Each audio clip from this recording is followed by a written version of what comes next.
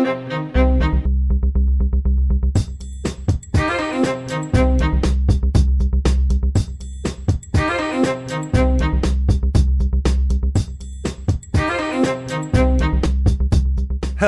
everybody, and welcome back to Small Town Murder Express. Yay, choo-choo. Oh, yay indeed, Jimmy. Yay indeed. My name is James Petrogallo. I'm here with my co-host. I'm Jimmy Wissman. Thank you, folks, so much for joining us today on another edition of Small Town Murder Express. Wow, do we have a crazy episode for you today. Great. 10 pounds of murder in a 2-pound bag. We might up it to 20 pounds of murder in a 2-pound bag today, because this is a wild story that we're going to cram into this small space, so it's going to be a lot of fun. Before we get to that, though, shutupandgivememurder.com. Check it out and get all of your merchandise, get all of your tickets for live shows. We have Seattle next week. It is October the 18th, Saturday night at the Moore. Still some tickets left for that, but not many. They put out a low ticket alert, so I don't know what that means. But get your tickets for that right now. I think that's all that's left, except for the virtual live show. Oh. That is going to be the Thursday right before Halloween. We can't wait for that. Just like a regular live show, except you don't have to leave your house. A lot of fun. And we're going to have costumes because it's Halloween. We're going to look like idiots. Yes. The set will be decorated nice, just like a regular live show. All the jokes and everything like that and the pictures. And it's available for 2 weeks after we do it, too. So you can buy it then. You can buy it and watch it 20 times. You can do whatever you want with it for 2 weeks. So enjoy that and keep coming and hanging out. That's shutupandgivememurder.com. Also, listen to our other 2 shows, Crime in Sports. We have a very good series on Billy Martin going on right now. I like how Jimmy said, okay, like you'll give it a, we may, like you never heard it before. Give it a, that sounds like a good show. And Your Stupid Opinions, where we listen to people's reviews of anything and everything from around the internet and make fun of them because it's hilarious. So listen to those, then get Patreon. Patreon.com/crimeinsports. Just like the name of that show you should be listening to that Jimmy's very interested in. Check it a shot. I will. This week I'm trying it. Finally, after we've only been doing it for 10 years, and now he's going to give it a shot.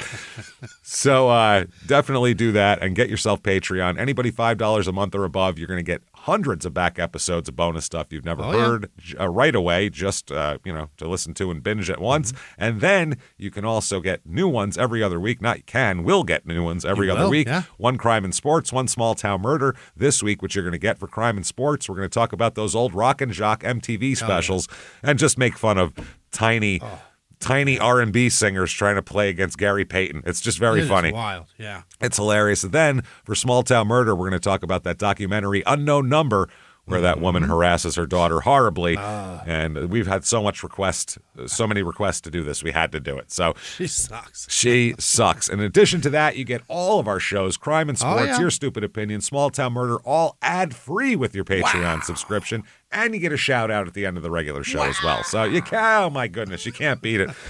Patreon.com/crimeinsports. So that said, I think it's time, everybody, to sit back. All right. Let's clear the lungs here and let's all shout, Shut up and give me murder. Let's do this, everybody. Okay. Let's go on a trip, shall we? Yeah. We are heading to North Dakota this week. Yeah. Yeah, not many people say that because there's not many people there. Right. This is Gardner, North Dakota, Gardner, Gardner, North Dakota. It's way at the eastern edge of North Dakota, kind of southeastern, but way at the eastern edge there, butted up against Minnesota, I guess that would be. Yeah. It's about 30 minutes to Fargo, about 2 hours and 50 minutes to our last North Dakota episode, which was Menoken. That was episode 543. It's been almost 100. It's been since like early November of last year since we did North Dakota. And we'll tell you why in this show, too, because they only get about 10 murders per year in the whole state. Really? So people go, why don't you do those states more? Why don't you do Wyoming, North Dakota? There's nobody there, and the people that are there aren't killing each other. They're so far apart. They can't shoot somebody from that distance. It's hard. They're living the dream. That's why. They're just not. They're so happy. No people there. That episode was the baby-faced killer, which was a crazy one. This is in Cass County, area code 701. Population of this town, 72 at this point. That's a small one. That's a small one. I think those are the permanent residents. More people might come in the summer, swelling it to like 100. Okay. Like literally 3-4 more families show up in the summer and vacation there and really boost the population a lot. Median household income here is right around the national average at $68,750, but the median home cost is about half the national average. That is $187,500. Good Lord. So not bad. Now we'll go through the town stuff quick because there really isn't a lot to talk about with this town. Okay. I think there's 2 little like blocks and that's the town. And then there's like, farmhouses and shit. So there's not a lot going on. It was settled in 1880. They opened a post office in 1881. They planned out the city in 1882, which seems backwards. Yeah. They planned out the city after it was settled and a post office happened. It got started and they're like, oh, we're doing this all wrong. We should talk about this. Yeah, no shit. Well, I guess the railroad came in and then they were like, oh, we got to plan this now. Now it's really a town. We got a railroad and everything. Yeah. The town name of Gardner came after a man named Stephen Gardner, who lived here, and he owned the land where the city is now, or the town. Sure. 72 people. It's a stretch to call it a city. It's basically just a 2-block farming community. That's all it is. Okay. It's a place where the farmers might gather in the morning to get some coffee or something. That's all. Now, there's no reviews of this town, so I did find what seems to be the only bar in town, the County Line Bar and Grill. I found love a bar called the County Line. County it's Line. Always great. Yeah, well, it's in the middle of nowhere. There's never a county line that's in an occupied space. It's always like, oh, he's headed toward the county line with a big dust cloud coming up behind him and shit. That is very funny because Duke boys are heading toward the county line. The county line that I've been to in Arizona was way in the fucking middle of nowhere. It's in the middle of nowhere. I'm telling you, nobody puts a county line shouldn't go right through a major city. It never does. It wasn't even on the county line. It was square in the middle of Maricopa County. Oh, man.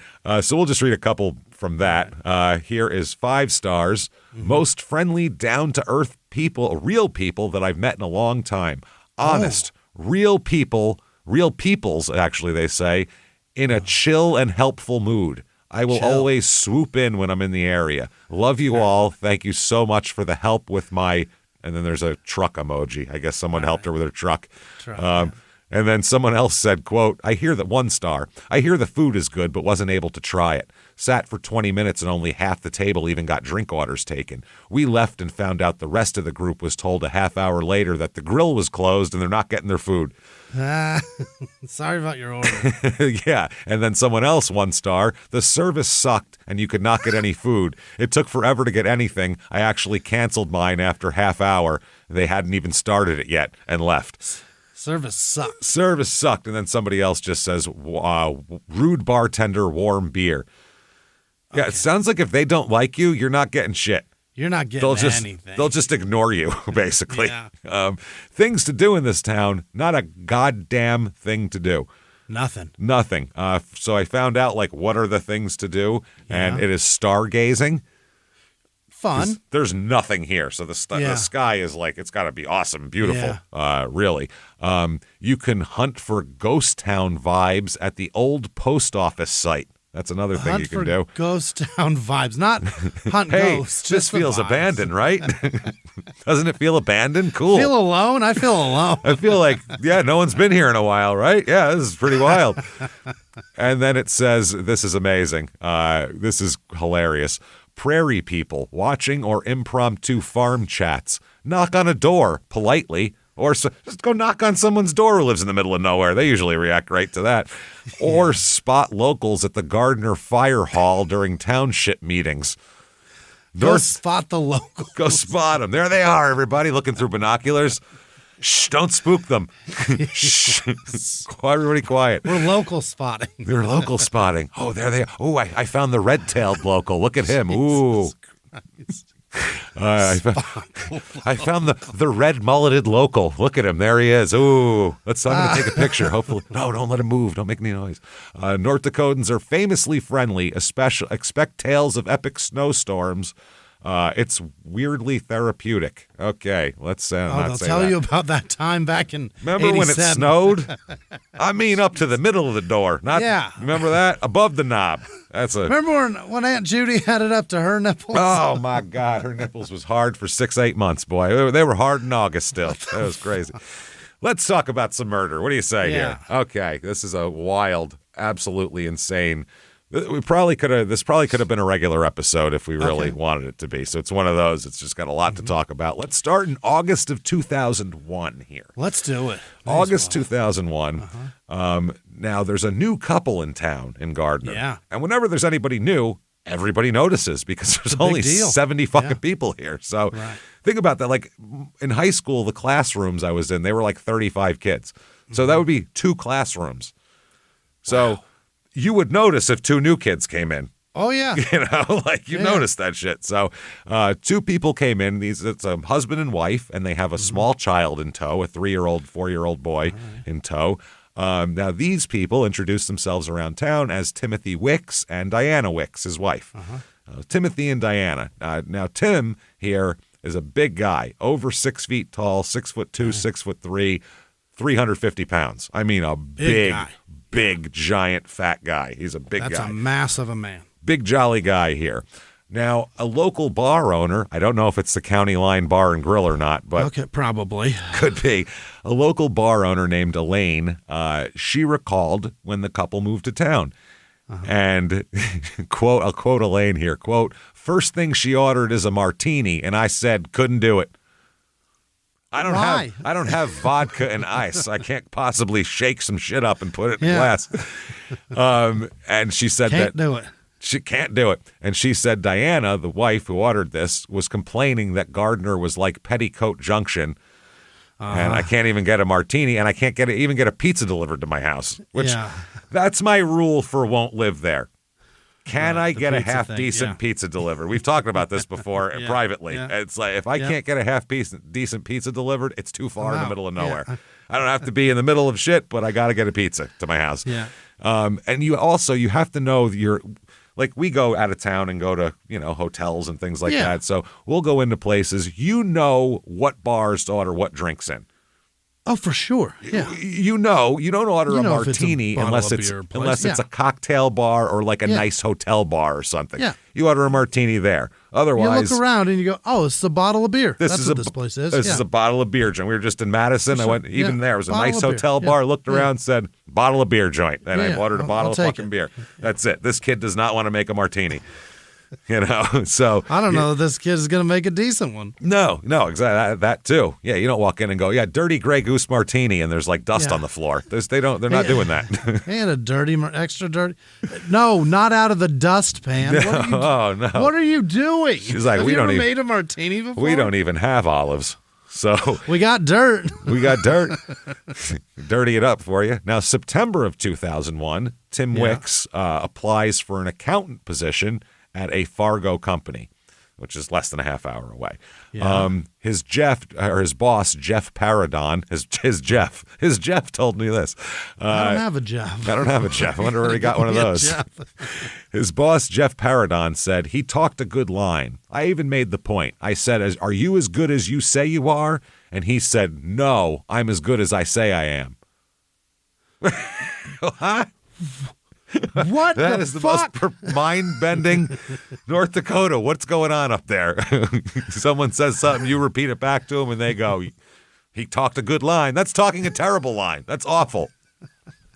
If someone said that in a job interview, you'd laugh and kick them out of your office. That was the annoyance of the guys in Night at the Roxbury, that they would... Yes, yeah. That they would say no and then yes, and what are you doing? It's so weird, man. So he's applying for this accountant position. He's an accountant. He's also, he said he's from Milwaukee and he's a drummer. Okay. He drums. He's a drummer, and he wanted to be a drummer, but he's got to have a job. So sure. Here he is. He said his boss said about Timothy Wicks here. He said, "I liked him. He's a very personable guy." He said he was a well-qualified accountant hired through a placement service. So it wasn't like he came in off the street and bullshitted him. A service sent him and everything. He said that they said, "Well, what kind of recommendation did the placement service give him?" And the boss said, "They had told us that he passed all his tests with flying colors, seemed to know everything we needed him to do as far as our business was concerned." Mm-hmm. And he also thought it was cool that he played the drums. That is cool, yeah. He said, "So I took him out one night to a club where they had a jam night going on, and Tim got up. He could keep a beat." Doesn't that sound awful? That's positive. That's worse than open mic comedy. You can ignore a man talking. You can ignore a man. You cannot ignore a fucking bass drum and a snare and a fucking crash cymbal. It's impossible to ignore You're that. listening. You're Whatever listening. he's got, you're listening. Yeah, like that time we tried to go to the restaurant and they had a bad band playing and we were like, this isn't going to be over soon? I'll Okay, give you bye. whatever you're paying them to make them shut the To fuck make up. them go away. So over the next 2 months, he gets a North Dakota driver's license. He purchases a blue farmhouse in Gardner as well here. Wow. Gets health insurance benefits and all that kind of thing. So, just Really doing it. Just Yeah. ingraining themselves into the town. Ingratiating? Yeah. No, that would be making them like him. But Oh. they're being ingrained into the town. Yeah. They're developing this. So They're part of it. then in 2001 in December, there's a phone call that he gets at his home. Okay. Yeah. And during this conversation, the phone call is from Timothy Wicks. Yeah. You go, well, how does he call himself? Right. Well, this Timothy Wicks had been a client of the Timothy Wicks that moved to Gardner, where he did his taxes the year before, and he was his accountant. So this Timothy Wicks calls and says, hey, someone is fraudulently using my credit card. You're an accountant. Shit. How do I deal with that? Yeah. Okay. Yeah. So let's talk about that Timothy Wicks. Yeah. That Timothy Wicks is born in 1954. He's 5'8", 150 pounds. So Little guy. Yeah. Little guy. He's a graduate of Boston's Berklee College of Music. He's an aspiring jazz drummer who paints houses by day. And he's known for his perfect renditions of Fleetwood Mac covers, by the way. Is that right? Oh, he'll play the whole Rumors album for you, just like that. No problem. Known for it. Known for it. What do you want, landslide? No fucking problem. And he just starts going. Fuck yeah. That's it. So his friend Tom said he would do anything for you. He would never hurt anyone or be malicious in any way.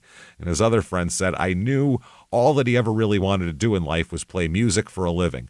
No enemies, no conflicts, just waiting for a break here. So obviously they're both not Timothy Wicks. Who's lying? This is that game show. Exactly. That one. That one.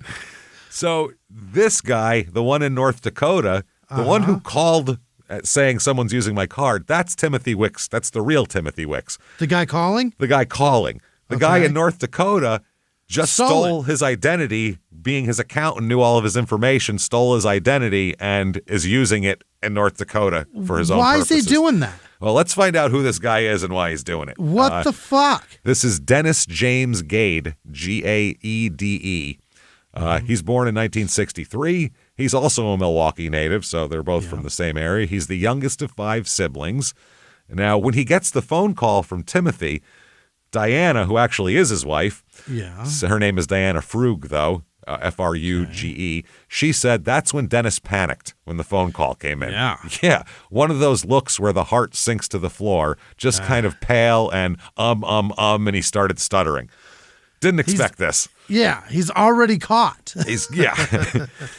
He's got a nice criminal history, too. 1987, concealing stolen property. He was tried to be an informant for the Marshfield Police Department for a while, but they got rid of him because he was doing some shit we'll talk about. Got arrested for bad checks in 1994, party to escape and aiding a felon in 1995. Yeah. Here's a quote from Dennis about his life. Quote, ever since I was in law enforcement, it's been chaotic. I didn't have a criminal record until I got involved with law enforcement, which isn't true, by the way. You got involved with them because of it. That's what's crazy. He worked as an undercover officer, basically. We'll talk about it. In 1987, a detective told him, because he was caught for a felony, so right away his story falls apart, meaning, it's garbage. Yep. He said the detective told him, here's your opportunity to turn this felony into a simple mistake and everybody goes home happy. Just help us out. So he was living in Milwaukee. He was married with 2 children at the time, operating his own garage, like mechanic garage. He worked on cars and had a tow truck. And he had a Harley also that he rode around on. Hell yeah. And he would put his 4-year-old daughter on the back, which is very advisable. What the fuck, guy? Yeah, that way if you get hit by a car, she'll shoot into the air 30, 40 feet. You should have an age that you in mind before you put her on the back. And you want to kill yourself. It's double digits, go ahead. right? Yeah, it's for sure. It's definitely beyond 6 years from beyond now. puberty, I would say. Yeah. That's about right. So, he hung out at a biker bar, and basically he had a bad investment in some used tow truck parts, as it was put. He bought some stolen shit, apparently. Used tow truck parts. That's what he said. Chop shop shit. Exactly. No shit. So he said that he jumped at the chance to make this felony go away. The police wanted information on some of the patrons at the biker bar he hung out at. Yeah. And so he said, sure, no problem. And he was given any information he could. He said he wanted to stay on the right side of the law, so he signed up for police science classes at Waukesha Community Technical College. Sure. He didn't graduate, but they hired him in 1991 with the Marshfield Police Department in Wisconsin to work undercover drug cases. That ended terribly, so badly he ended up pleading no contest to 2 misdemeanors, including cocaine possession and obstructing an officer. Yeah. That means your time on the force didn't go well, I say. Yeah. You may have fucked up. You fucked up good. He served 90 days in jail for that. Ooh. And one of the police chief of Marshfield said, I remember him promising a lot of things, but within a short period of time, we came to realize he was a blowhard and was not able to deliver on the promises he made. The only conviction he got us was himself. So he made one case, and it was for him. And he fucks up a lot, huh? Oh, he fucks up a lot. So then he got divorced. Yep. He moved to Sparta, Wisconsin, where, with help from his mom, he opened Big D's Restaurant. He's Dennis, Big D. Big D's. Big D's Restaurant, housed in the American Legion Hall. And on the side, he would collect information about bikers for the Monroe County Sheriff's Department. Doesn't seem smart. No, that is so dangerous. And then at one point, the police department people that he talks to asked him to hire a jail inmate on work release. They said, we're looking for a job for this guy. He said, sure. So he said he was convinced, looking back, that it was a setup. The police were trying to bring him down because he had evidence that a cop and a prosecutor were involved with drugs and murder. So this was all a big setup. So the Monroe County District Attorney says that Dennis was the one who volunteered to give the inmate a job, and he calls the rest of his allegations ludicrous. Yeah. He said, I certainly don't believe there was any kind of setup. I find that fact kind of ridiculous. Right. Either way, the inmate takes the job and took off during his first day on the job. Oops. Dennis found him, Dennis found himself at this point charged with being a party to the crimes of aiding a felon and escape. So they're saying that he helped him get away. And Dennis is saying this is a big setup. Okay. And by the way, the bikers that he's been talking about found out that he's been ratting on them also. That's not good. Oh, shit. So he's a weird guy.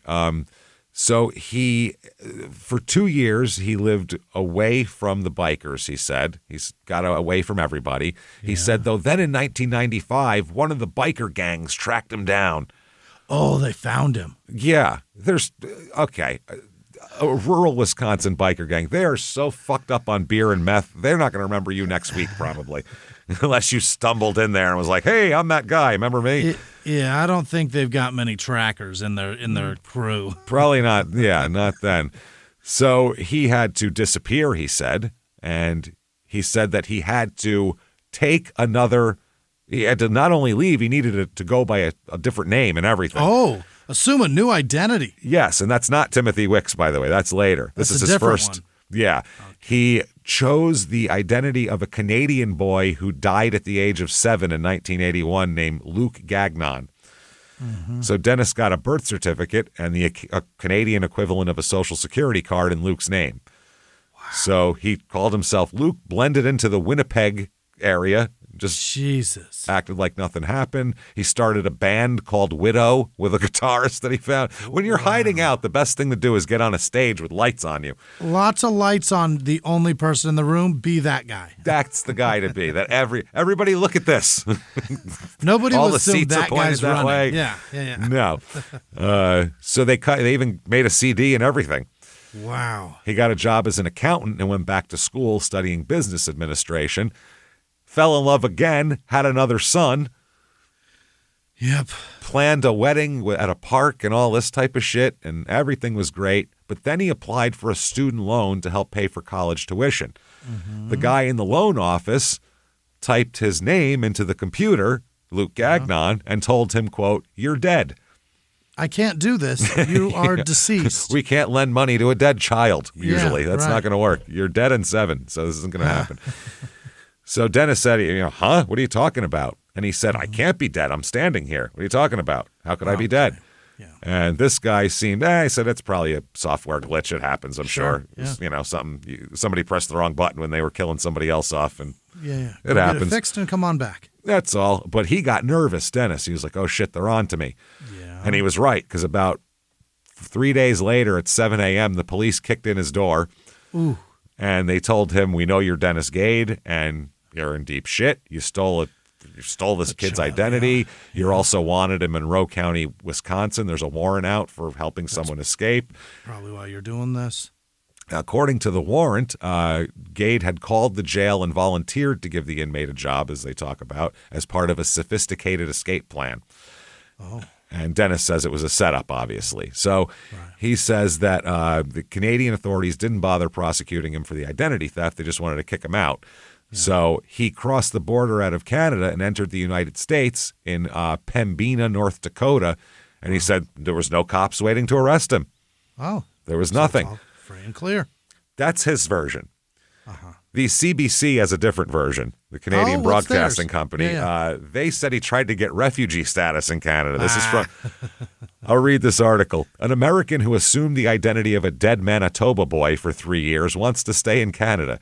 Dennis James Gade is claiming refugee status because he says he fears he'll be killed back home. He worked as an undercover cop for various police forces in Wisconsin and fears people are gunning for him. He assumed the identity of Grant Douglas Lindblom, a Manitoba boy who died in 1963. So he's got 2 different ones. There was Luke Gagnon and then there's this one. He used that name to get his paperwork. He pleaded guilty to 5 fraud charges in Winnipeg and was sentenced to 3 months in jail. Dennis left all of that out. What a dick. What a dick. So he said he walked along the road till he came to a church. Uh-huh. Now he's just singing fucking... Church hymns, yeah. And I'll be working on the railroad. Or, and I began to pray. What is that? I don't know. Mamas and the Papas, the fucking... Oh, I don't know the song. I'm going to miss it. California Dreamin'. California Dreamin'. That's what he's doing. Well, yeah. Walked into a church. Yeah, he said he walked into a church, same thing, and he said just walked up and found a church, and he said the minister, whose name he can't recall, obviously, right. Yeah. Fed him and let him stay the night. Then the next morning, the minister gave him a bus ticket to Milwaukee and a duffel bag. Wow. He said he looked inside the duffel bag, and there was a 6-pack of Budweiser and a half a bottle of Jack Daniels. This sounds insanely made up. This guy, nothing he says is true. Yeah. Hey, everybody. Just going to take a quick break from the show to tell you some good stuff about some good food here with Little Spoon. Littlespoon.com. Yeah, we've all been at this moment. If you have kids, you've been there. It's almost 6 o'clock. Yeah. They're getting restless. They're wanting some food. And you look in the fridge and you're like, oh, no, what do I do here? I have nothing. You don't have any dinner plan. You got None nothing. of these do a meal make. Yeah. This does not add up to anything. Mm-hmm. We've all been there a lot because parenthood doesn't come with a meal plan, unfortunately. Right. They don't do that. So no need to stress over last-minute meals. Start using Little Spoon, today's episode sponsor. They deliver real food for babies, toddlers, and big kids, like me, because I'll eat this stuff too, straight to your door so mealtime actually feels easy. One thing that's really great, and I will attest to this too at my house, the big hit is the Chicken Dunkers Lunchers. That's good stuff. Yeah. It's basically nuggets with dipping sauce. That's what it seems like, but it's loaded with hidden veggies. That's the thing. You can sneak those veggies in while they think they're eating chicken nuggets. And I like them, too. You can sneak them in on me, too. I don't mind it at all. Certainly. But you don't have to peel, chop, or beg your kids to take one bite of it. Just one bite, please. No, they'll eat all of it. And you're like, ha, you ate broccoli. It's amazing. You're going to love it. It's wonderful. Oh, here's another exciting thing. Little Spoon is now available at Target as well. Oh. So on your next diaper run and all that kind of thing, you can also grab baby and kid snacks, pouches, yogurt smoothies, and bars. Plus, Target has an exclusive line of frozen things as well that they have there. Things like their cult favorite chicken nuggets, meatballs, and sliders. Find them in the snack and freezer aisles. They're delicious. You're going to be obsessed with them. They're just good. Little Spoon is the mealtime hack parents can't stop talking about.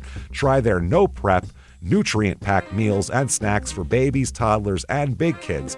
Get 50% off your first online order at littlespoon.com/smalltownmurder with the code smalltownmurder at checkout. That's LITTLESPOON.com/smalltownmurder. And don't forget to use our show's code for 50% off your first order.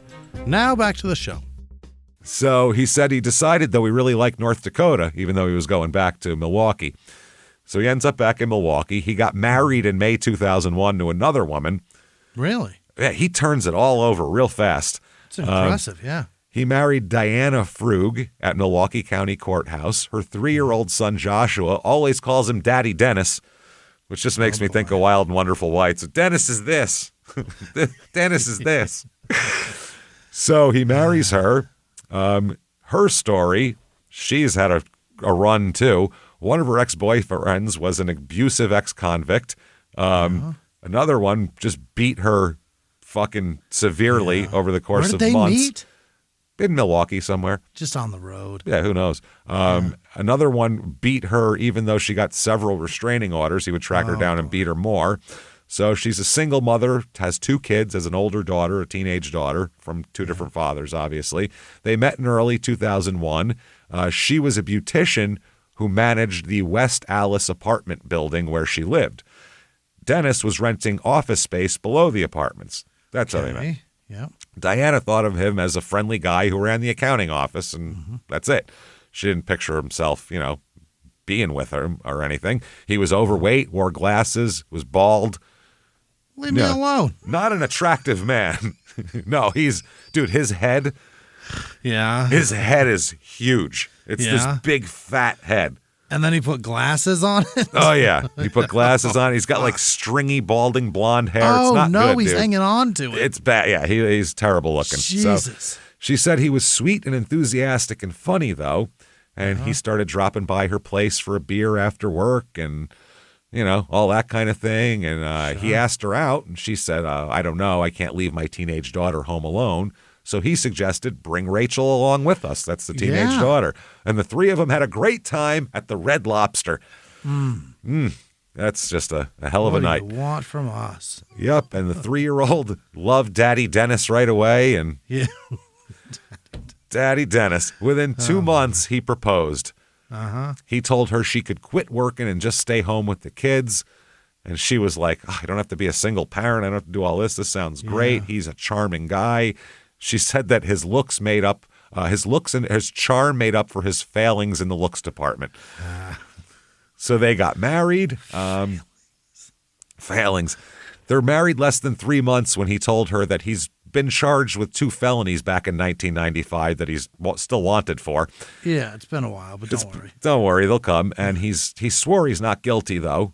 And he said, so she said, I'm sure he'll be acquitted. So she drove. He's not guilty. Yeah, she went with him to the courthouse in Sparta, Wisconsin for his trial in July of 2001. But she had to wait outside because she had the kid, and they won't let a 3-year-old in a fucking courtroom because they're disruptive. Probably for the best. Yeah. He was convicted of being a party to crimes of aiding and a felon and escape. Yeah. Even though he had jumped bail and took 2 separate identities and went to another country, they somehow gave him bail pending sentencing. Really? So he's free on $10,000 bail pending sentencing. He told his new wife there's no way he's going to jail. He said, everyone's there to get me in that part of the state. The prosecutors, the bikers, the cops, they all held grudges. And as soon as I'm in there, they're going to kill me. The bikers, too? All of them. They're still mad. Yeah, the bikers are still mad. So he takes off. He's got his felonies there. He jumps bail.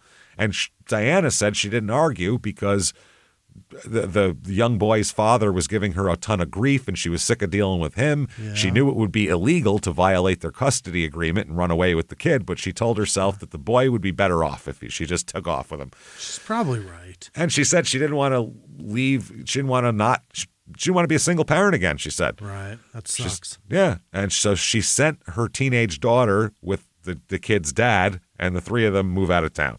Daddy Dennis, Joshua, and Diana. Yeah. So they go to Fargo, North Dakota. He starts using Timothy Wicks's identity because he had prepared his taxes. Problem is, he starts getting in trouble at his new job. Oh, you dipshit. Yeah. They asked what was the first sign that something was off, and one of the employees said, like a $20 petty cash check. Where did it go and where are the receipts? Just some real minor things. But then his bosses started noticing some major things. His boss here, this Paradon guy, said, well, I'm thinking it's awful and odd that there's a $4,000 check written to petty cash when we don't keep a petty cash account. Ha! That is odd. That's a weird one. He said, we found they were indeed deposited into an account belonging to Tim Wicks. They also discovered that Wicks gave himself a Christmas bonus that he wasn't entitled to. He said, you know what? Well done. I have done a hell of a job this year. I feel like, I deserve this. I've been such a good boy. His bosses called the Fargo police, who started investigating Tim Wicks for embezzlement. Yeah.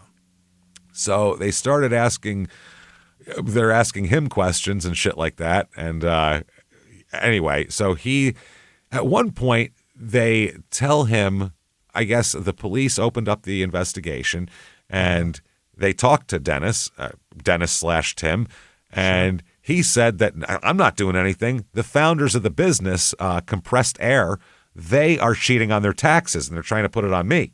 Oh, that's what it's about. Guy. I'm a patsy. Yeah, he said, I'll come to the station. I'll show you evidence. Uh-huh. And so, he couldn't fucking do that, obviously. No. But it bought him a couple of days. Sure. Then the real Tim Wicks calls him, and he goes, oh, fuck. Now that the walls are they're closing in as they crumble. Like, this is terrible. Not him, too. Yeah. It's going to be a pile of rubble is going to get him eventually. So on Christmas Eve, 2001, the real Tim Wicks tells his brother-in-law that he's headed to Canada with Dennis Gade for a jazz drumming job. Oh. He's got each of them a job, drumming. Yeah.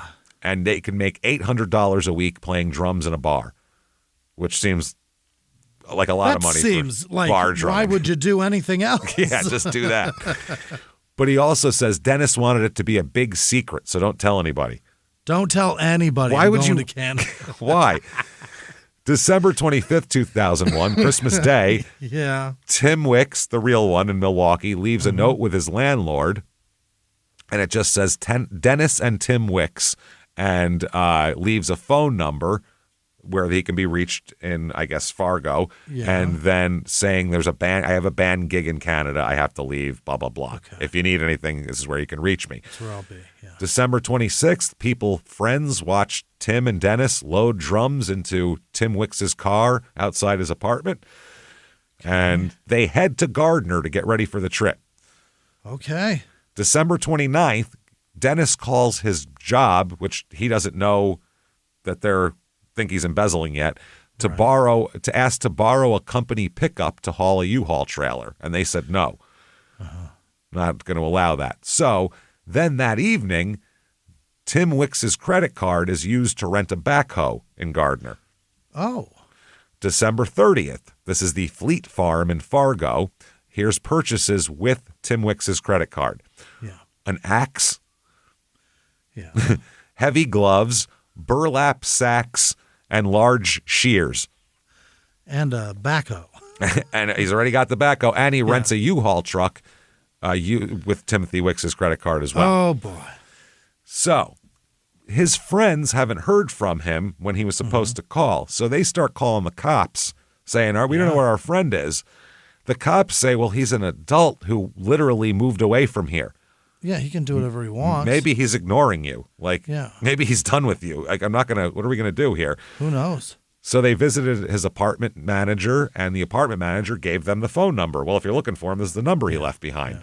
So they traced the number to Fargo, but couldn't find him there, obviously. So January 2nd, 2002, the Cass County Sheriff's Department performs a welfare check at Dennis's residence in Gardner, trying to find Tim. Yeah. Because people are looking for him. They find his car there, but no one's home. So they leave a note on Tim's car. Hey, call us. There's people looking for you. Yeah. Later that day, on the Michigan side of the Menominee River, which is between Menominee River, between Wisconsin and Michigan there, they find a torso.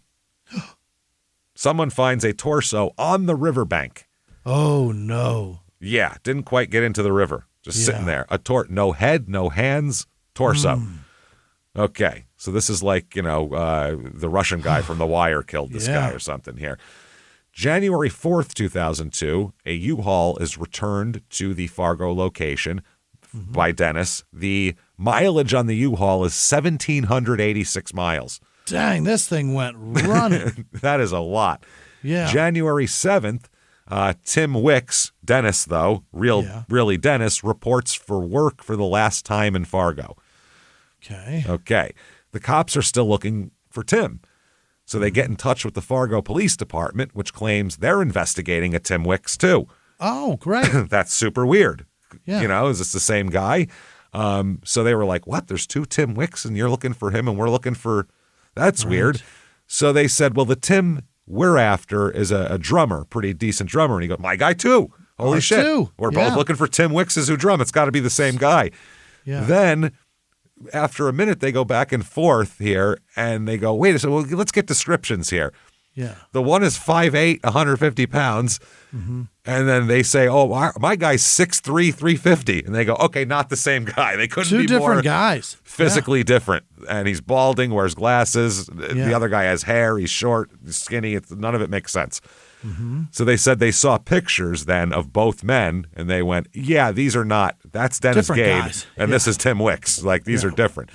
So they were like, where is the real Timothy Wicks? So this detective, please stand up. This detective in Milwaukee had a bad feeling about Tim Wicks here. Some guy using his identity. Way to have a hunch.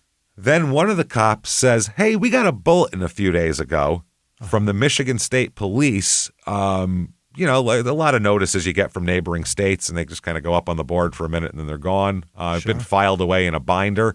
So this guy dug it out, and it's saying that we found a headless, handless male body aged 40 to 50 on a riverbank. No tattoos or scars, no other distinguishing characteristics. So this guy said, let me call Michigan. This is the Milwaukee investigator. And then he's told about that January 16th, 2002, about 35 miles upriver from where they found the torso, a surveyor was rowing looking for precious metals there. Yeah. And the temperature was below zero that day. The water was close to a dam, so the constant flow kept it from freezing. So it was a place you could look. He saw something on the river bottom, didn't know what it was, poked it with an oar, and it's a human head. It's a head. It's just a head. God damn it. So this is I think it's about 12 miles from the torso. Okay. In the head, a bullet wound is found. All right. And they said both parts happened to be, everything ended up at the Milwaukee morgue for some reason. They've been sent there because murder cases, I guess they have a better forensic pathologist in the middle of nowhere. So, all right, sure. That was in Niagara, Wisconsin. They were able to use dental records and DNA to identify the remains as Tim Wicks. Of course. So we found Tim. An autopsy. Tim Wicks. We have one of those. Yeah. An autopsy determined that he was shot and suffocated to death. Ooh. So who could have done this? Well, one guy is openly using his identity. That might be that guy. Person to talk to.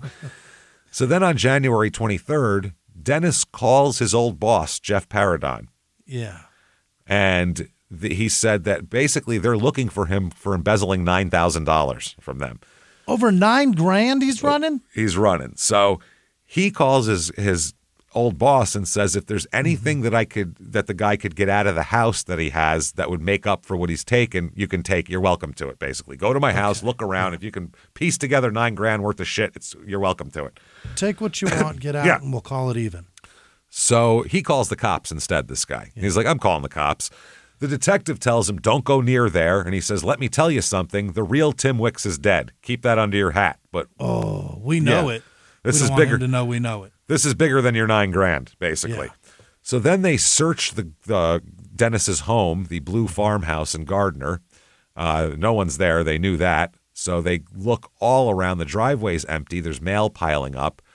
They said they're looking around. They said the whole kitchen floor is just luminous. I've never seen anything like this one. The entire kitchen floor was cleaned with straight bleach. There's no blood. It's just bleach. Whole floor bleached. Yeah, all bleach. Yep. They say nothing found in the house. No blood evidence. They do found a mop with reddish-brown fluid that tested negative for blood. Oh. They found marks in frozen ground near the house from a backhoe, and they found women's shoes that they're going to keep for footprint comparisons. Then they realize that multiple bank withdrawals from Tim Wicks' account he's stolen a total of $17,000 from Tim Wicks, where he purchased a 1989 Travel Master RV as well. So February 15th, 2002, Dennis is wanted by the FBI now. Yeah. This isn't the Milwaukee cops. There's warrants in North Dakota, Wisconsin, and Diana has an outstanding warrant in Wisconsin for taking her kid, too. Her husband called Diana. the cops. So now they put out a big APB for him. Right. They're saying he's Dennis Gade or Tim Wicks or Grant Lindbaum or Grant Garreau or who knows this time. You know what I mean? Could be Luke Gagnon. Could be anybody. White male, 38, between 325 and 375 pounds, possibly a mustache. Trash is what he is. Yeah. He has an RV. He has a skull with a music note tattoo on his upper left arm. Even a shitty tattoo. Now, the FBI said he might be traveling with his wife, Diana, and her 5-year-old son in a 1989 Chevrolet Travel Master motorhome with Wisconsin plates A3951. Watch out for a man with a full shitter. Watch out. Oh, you know it's coming. Full shitter and a lit cigar. Watch out. Now, they're on the run. They were going to Canada at first. Yeah? Now, what he did, they got to Canada, though, and he told Diana, you and the kid drive the RV across. I'll get out and sneak through the woods across the border since I'm banned from the country, since I got deported.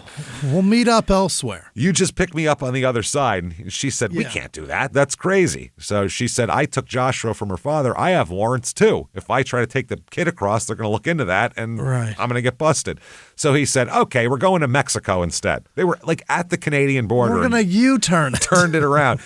Their plan, to live on the beach and sell fruit from the back of a truck. God damn. Imagine. What the fuck is going on? That's your getaway? That's your getaway. That's your dismount from $9,000? Well, $9,000 and all sorts of other charges. Yeah, but he come knows, on. That's crazy. He knows he's in more trouble than that. Yeah. He does not want to go to jail. So March 4th, 2002, this is at the Camp A Way campground with dashes in there in Lincoln, Nebraska. Oh, boy. Dennis, the whole clan here, they drive into the campground about 8 p.m. on a Sunday. Diana paid the $19.93 registration fee with cash. The owner said he didn't notice anything strange about either of them. He only saw them briefly. They bought a soda from the vending machine. And he said, we see 10,000 RVs a year, so there's nothing to make us suspect. It was just a normal registration. So it's a private campground, and it was a real nice one, clean showers, laundry room. And Diana begged Dennis to stay for one more day so she could wash Joshua's sheets and blankets because he'd been wetting the bed lately. His mother thought maybe from nerves. So they stay an extra day. Now, a Minnesota couple who'd camped next to them in Tennessee recognizes them from the news and tips off authorities. Then there's somebody who ends up back in North Dakota after seeing them at the campsite and seeing their pictures on the news as wanted. So they call the cops too. So everyone's called the cops on them now. So they clearly stand out. Absolutely. They swarm the place and they arrest them. They said, Diana said Joshua was screaming at the top of his lungs, and he said, "Mom, were you bad?" Because it's like there's like 30 cop cars and the FBI, a little bit. So Dennis now, he is a flight risk. Yeah. He's not charged with murder at this point, just the embezzlement and everything like that. Yeah, they don't know anything. Yeah, well, I mean, they know, but they don't have a case yet. So, but his bail's set for $3 million because he's such a bad flight risk. So both of them refused to waive extradition from Nebraska. So they had to get a governor's warrant and do all this bullshit. It was a real big pain in the ass, but they ended up getting him back to North Dakota. He's also wanted in Wisconsin, like we said. Now, about murder charges, they said there's no additional charges against Dennis are pending, not yet. They said we have an active investigation going. When that's concluded, everyone that has an interest in this matter will decide. Okay. Diana faces a felony warrant from Milwaukee for interfering with parental custody of her young son. The child was with them. He was then returned to his father in Wisconsin. All right. Now, in jail in Nebraska, Diane has a big fucking mouth. Really? She starts telling the inmates that she's in there because she killed a guy. I killed him because he raped me. That's what he says. She says, Tim Wicks raped me and I killed him. Not a lot of shut up in this girl, huh? No, not at all. Okay. There's Diana writes to Dennis and he writes back love letters from jail as well. Oh, that's nice. They discuss the fake rape statement too. Oh, you should say this. Yeah. Good. Dennis's letter, basically, Dennis said all these guys that committed grisly crimes and made money on books and stuff. And he said he could write a book and make some money and be one of those guys, he told Diana as well. Yeah. Sure, what the hell? Then he does some jailhouse interviews, because that's going to be smart. And he said this to the Forum newspaper. When people walk into the jail, almost everyone knows who I am. They base popularity on your criminal act. And he said about the FBI, I had them at the edge of their seats. I bet very shortly they're going to announce that they were pointing the finger at the wrong person. And then they asked him about Tim Wicks' death, and he said, I'm not worried about it at all. I'm not the one who killed him. Okay. February 2004. Here now, we go. Diana does 6 months for her parental custody thing. He's still in jail, but only for the embezzlement and the thing he was wanted for in Wisconsin, too. Yeah. That's what he's in jail for. So their cops want to talk to Diana because they really want, it's been over 2 years. They want to charge something. So they said, okay, let's talk to her. Once she's released, the detective had visited her twice a week trying to get her to talk in jail. Once she's released, he still keeps going. 2 years pass, and they interviewed her in February 2004. They said it was difficult because there's law enforcement agencies from 3 states. There's tons of evidence and all this shit. Yeah. They said because we have multiple agencies involved, it's taken some time to put together all the interviews we needed and all the information we thought was appropriate. Now, her initial statement is, I killed Tim. Okay. Because he raped me. Right. Yes. I'm a victim, so now he is too. The police say, we don't believe you. No. We don't believe that you killed him, and we don't believe he raped you either. So Samesies, yeah. Both of these are no good. And then finally she cracks after a while. Yeah. She said, because they're also probably saying, you're going to be involved in this too. You should probably tell us what happened. Oh, yeah. She said, quote, Dennis had told me that with his felonies in Wisconsin, that if he was convicted of murder, he'd never see daylight again. So we concocted a plan. He told me if I could convince a jury it was self-defense, I'd be free in 8 or 9 years and we could be together again. Oh, great. Wow. So they said, why did she take so long? Well, she said that she hoped DNA or some other physical evidence would tie Dennis to the murder so he could be charged without her, basically. She didn't want to be involved. But she said now that time passed, it's pretty clear that's not going to happen, and they're telling me that they need me. So here it is. This is what happened. December 28th. 2011, this is at their residence in Gardner, North Dakota. Between 11 p.m. and midnight, she said about 9 o'clock, I gave Joshy a bath and took him upstairs. Dennis and Tim were drinking and partying and stuff downstairs, drinking and smoking pot. So she brought her 3-year-old upstairs, and she didn't smoke weed, and she didn't want Josh in the room while they're smoking weed, obviously. Gotta get him away from that, yeah. So she says, I went to bed, and she said, Dennis waking me up in a panic, and he's like, come downstairs. And we went downstairs, and Tim's laying on the kitchen floor. I said, what did you do, party him out? I don't think I've ever heard. What I did. I've never heard that expression before. What a weird party him out.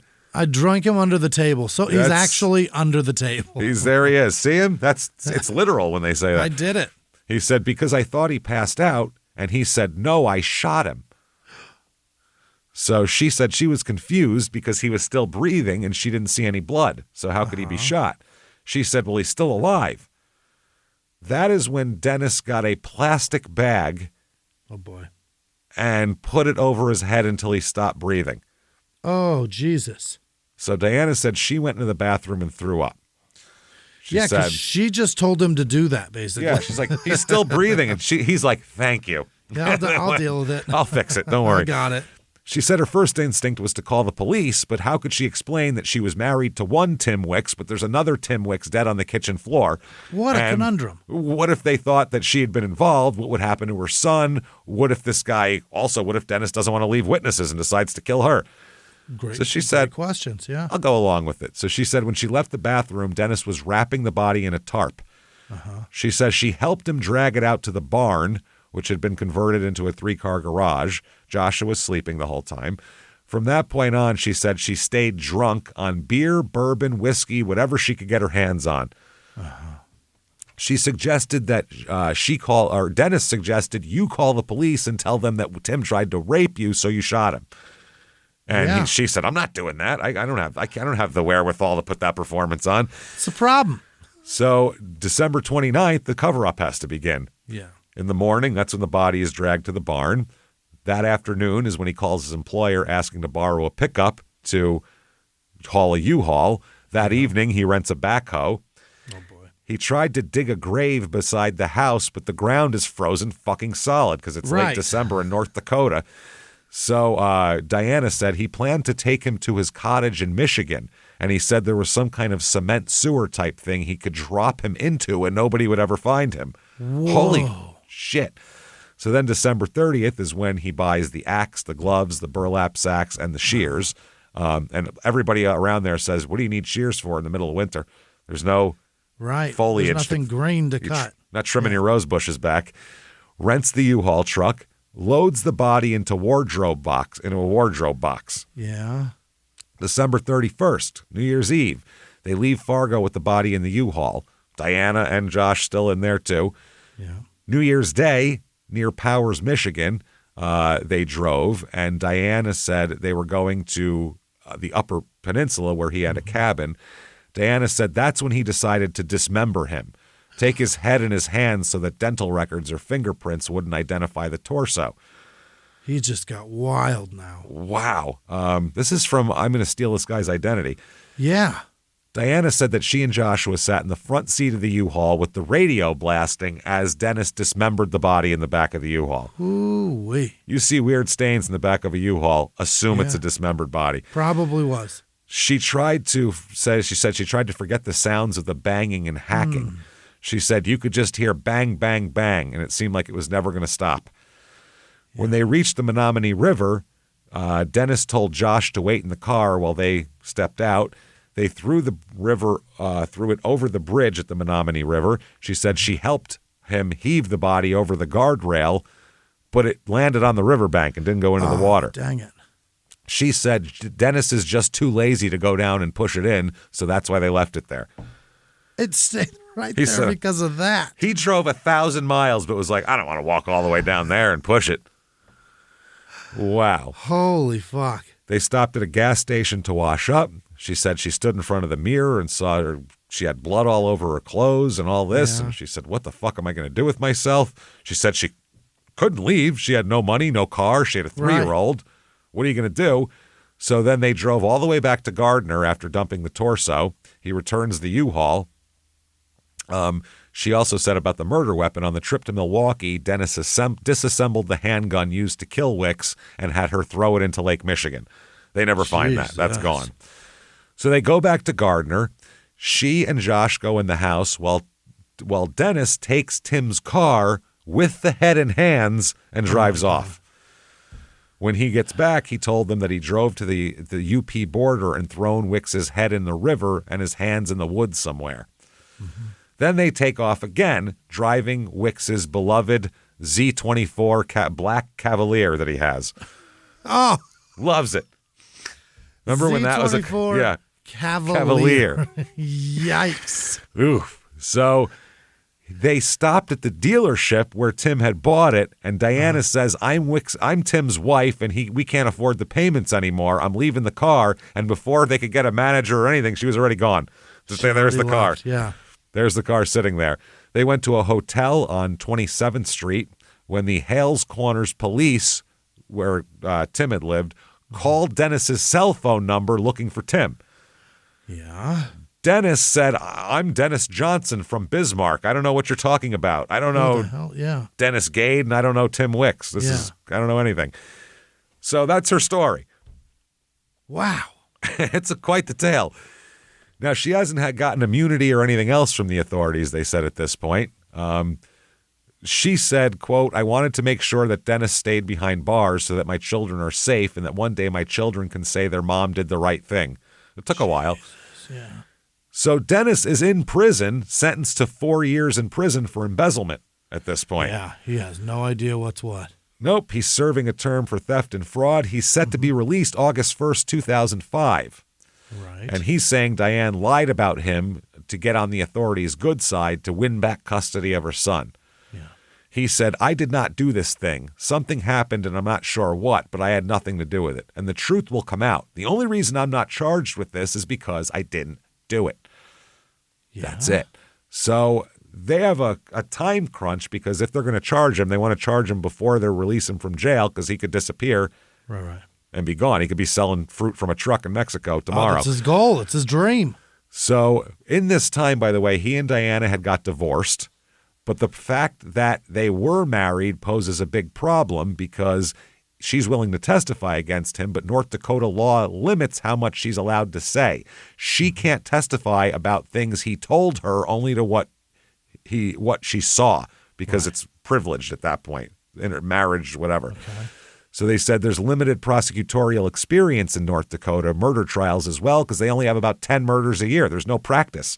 Right, and he said most of them are dunkers. Most of them are domestics where the guy's in the front lawn with a bloody knife in one hand, a beer in the other going, "I killed the bitch." That's not a big murder trial. It's complicated. Yeah. They said we have a good circumstantial case, but attorneys like hard evidence, and we're not there yet. They said, we don't know what to do. So they said, we can't specifically say who would be charged or with what. We don't have any murders that go unprosecuted, or we don't want to have murders that go unprosecuted, but we only get one bite at the prosecutorial apple, so to speak, so we want it to be a good bite. Okay. Now, they're also worried about Dennis in court. They said he's very articulate and very smooth. In his delivery of what he's telling you, he's so rehearsed. He's been through it hundreds of times in his head, and to him, that's how it is. He's a con man. So they're concerned he could win. They're concerned he could go up there and tell a compelling story. So Diana pleads guilty, like I said, to the interfering with child custody, but and by this point, she is seeing him for 3 hours of supervised visits like every other weekend because of all this. They're looking for evidence, physical evidence. They go to the house 100 times. They go over it with a fine-tooth comb. Sure. They find nothing. Real. Nothing. They even went up to they went to the cistern even and had a detective with a rope around his waist. They lowered him down all the way into the ground. The cistern, yeah. Couldn't find shit. They were looking for the murder weapon or something. August 2005, finally murder charges. Really? Yeah. The DA says this case has some remarkable aspects to it, ones that I haven't seen before, ones I trust I will never see again. It's like a true crime novel. Probably, yeah. Yeah, it's a true crime book, all right. So they said in a lot of cases, you just take baby steps until you get to the final end, and that's what we're doing now. They said, at heart, I'm kind of a competitor. We always try to go from the beginning to always get your man or woman, whatever it may be. Right. Now, trial. It's a 2-week trial, and 40 witnesses. A lot of people. Yeah. The prosecution says that Dennis wanted to eliminate Wicks before his identity theft was exposed. Right. The defense says, no, Dennis is innocent of murder. Diana is the one who killed She did Tim Wicks, and because Dennis he's a rapist. Well, yeah, they don't even say that. They say that she's just a psychopath and that Dennis only assisted afterward due to, quote, love and fear. Love Terrified and fear of her. in Vegas or something. Yeah. So they don't have a lot of they have no forensic evidence, basically. Yeah. That's it. That's basically all it is. Now, they have Diana's eyewitness testimony, credit card usage trail, bank with withdrawal records, identity documents in Wicks's name, dismemberment tool purchases. That'll help a little bit. Sure. But Diana's testimony is limited to lying multiple times about who killed Wicks. They get to ask her about that. She also confessed falsely to the murder. They're going to grill her for that. She did help dispose of the body and didn't call 911. So that's a problem. Yeah. She detailed everything we told you about before. In cross-examination, they highlighted her initial confession, saying you're an unreliable liar motivated by a plea deal that you got for your other shit. Right. By the way, they never charged Diana with anything here. Really? Not even after the fact, nothing. She just scot-free, got away with everything. Yeah, she said the thing in court is, how would I explain that I was married to Tim Wicks and there's another Tim Wicks on the floor and a car in the driveway, and my husband's supposed to be him? She's got a point. It's tough. So in closing, I mean, once he's in jail, she probably should have told on him earlier than 2 years, but still. The attorney, this is the defense attorney, said Diana killed Wicks. Dennis only helped with the disposal. Then he says this, which will come up later. I talked to you about the fact that this case was about betrayal. We talked a little bit about Judas and the 30 pieces of silver. They don't like it. Appeals courts don't like it when lawyers make biblical references because it couldn't have anything less to do with the law, you know what I mean, on earth here than that. Yeah. So they don't like it because it takes the jurors into another place that's not the courtroom. Also, if you're not biblical, you might not understand what the fuck they're talking about. That's true too. The prosecutor said the real betrayer was that man right there. He betrayed his friendship with Timothy Wicks. His were the greater sins. He was the one who committed the murder. The jury deliberates for less than 4 hours before convicting Dennis, finding him guilty of intentional murder. Now, during sentencing, the prosecutor said that, quote, I think Dennis is a liar, and he's shown that time and time again. He's made a life out of living a lie and spinning that lie to everyone around him. They say that his statement, blaming it on his ex-wife was pathetic. He even, they just called him pathetic, basically. So then Dennis gets to speak as well. Sure. And Dennis blamed it on Diana, called her a demon. Oh. A demon. And said, quote, she may be sending me to prison today, but my conscience is clear that I am not a murderer. Really? Yeah. So the judge here after that, the judge said that his history of lying, quote, borders on the pathological. Sure. Not only that, he said this was a case of premeditated murder as cold and calculated as one will find. He said that his history of lies and conduct through this case show that he would definitely commit more crimes if ever released from prison. You, sir, may fuck off life without parole. Wow. For Fat Boy there. Now, Diane, not charged with anything like we said. Yeah. He appeals for a bunch of bullshit, ineffective assistance of counsel, saying there's insufficient evidence and they didn't go after Diana hard enough. And they said the combined and cumulative weight of evidence connects you to the crime. Fuck off. He also appeals failing with the biblical references and all of that, saying ineffective assistance. Yeah. North Dakota Supreme Court affirmed it there, saying that biblical references are permissible literary allusions. Mm-hmm. They weren't putting him in a Bible story. They were just, whatever. He also claimed in 2018, he says that he has just been diagnosed with PTSD, and that proves he's innocent.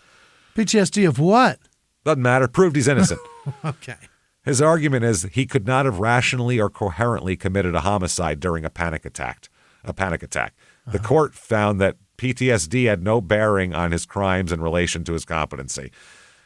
They back all that up. he goes all the way. He's still appealing in 2024, a federal appeal of the U.S. Supreme Court petition here. He wants out. He wants the fuck out. Everything denied. I heard at one point, too, Diana had gotten remarried, and I saw it. I don't know if this is true, but she was working at McDonald's or something. So really, things didn't go well for her either. Now, I don't know if that's true or not. Now, final thoughts here. A friend of Tim's said that was his life. He lived to play, and Dennis took that away from him. Right. Drummond. His friend Jim said, we rehashed this whole case from beginning to end. It's terrible. It's a travesty. Such a great person to have their life ended like this. Right. And that is Gardner, North Dakota. Wow. He just, over $9,000. Over $9,000. Stole an identity and then decided, I got to kill him. Why? He's going to expose my whole shit, and I'm going to go back to jail. So I'll just murder this guy. And he really said, I'll call Wisconsin, and I'll fucking tell him there's a gig. I mean, it was a plot. He wasn't just sitting around with him and went, that's a good idea, and then he stabbed him in the neck. This is like a huge, premeditated, horrifying plot. Over $9,000 and the ability to not face up to it. He had like a 10-hour drive to change his mind and everything. Like, it's wild. He probably could have pled that $9,000. Jesus. Something. So there you go. That's Gardner, North Dakota. Definitely get on whatever app you're listening on and give us 5 stars. It helps a lot. That story was worth it. Come on now. That's like the quintessential. So do that. No reason to do it. No, just a complete asshole. Just no trying dismount. to keep his plate spinning. No dismount. Again, our old favorite there. Do that. Head over to shutupandgivememurder.com. Tickets for live shows the 18th of October at the Moore in Seattle. Those are running low, so get those tickets right now. Also, the virtual live show the Thursday before Halloween, just like a regular live show, but you can watch it anywhere in the world with Wi-Fi. So do that. We're going to have costumes, the stories, the whole deal. Shutupandgivememurder.com. Follow on social media at Small Town Murder on Instagram, at Small Town Pod on Facebook. Patreon.com/Crime in Sports. All your bonus material, hundreds of anybody $5 a month or above, hundreds of back episodes immediately upon subscription, new ones every other week. This week, what you're going to get for Crime in Sports, which you have access to, the old Rock and Jock MTV specials. We'll make fun of everybody involved with that. For Small Town Murder, the documentary about the unknown number documentary with that horrible woman harassing her children, fucking lunatic. For whatever reason, Wow, for that, we'll get into that. And you get a shout out at the end of the show as well. Absolutely. And you get everything that we make ad-free as well with your Patreon subscription. Patreon.com/Crime in Sports. You want to follow us on social media. Shutupandgivememurder.com has all the drop-down menus you could possibly want. Keep coming back and seeing us. And until next week, everybody, it's been our pleasure. Bye.